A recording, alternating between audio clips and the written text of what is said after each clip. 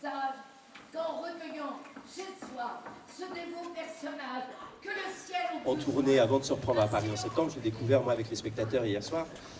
Ce qui me frappe d'ailleurs plus que enfin, ce que vous appelez vous la bêtise d'Orgon, et je trouve que Claude Brasseur y apporte quelque chose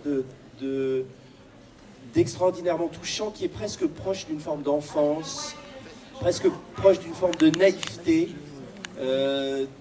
On sent un type totalement subjugué par Tartuffe et on le comprend parce que, et vous l'avez dit, moi je trouve formidable dans la mise en scène un équilibre qui est très compliqué à trouver dans Tartuffe, qui est l'équilibre entre une pièce qui est très tendue, très grave, très dangereuse, avec la bouffonnerie la plus extrême. Et je trouve que c'est le cœur même d'ailleurs du génie de Molière d'arriver à associer ces deux choses qui paraissent contradictoires. Et Chenet a, effectivement, il le joue avec une espèce de nonchalance, c'est vraiment l'escroc.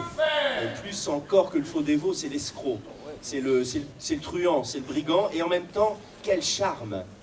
C'est-à-dire qu'on comprend, à cause et grâce à ce charme, pourquoi Orgon se fait avoir. On comprend parce qu'on a envie d'aimer ce type.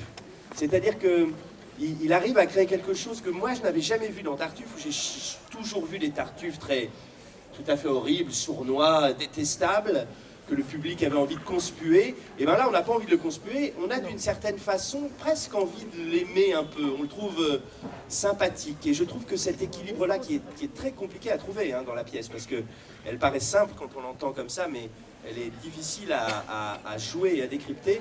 Cet équilibre est tout à fait formidable. Et je trouve que ça, justement, les Claude Brasseur et Patrick Chenet se complètent merveilleusement dans ce registre. L'un dans l'enfance abusée, presque, et l'autre dans cette espèce d'escroc, puisque là, on a l'impression qu'il ne fait même pas semblant.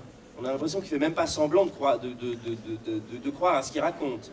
Mais ça fonctionne par cette espèce de charme extraordinaire qu'il déploie dans le personnage.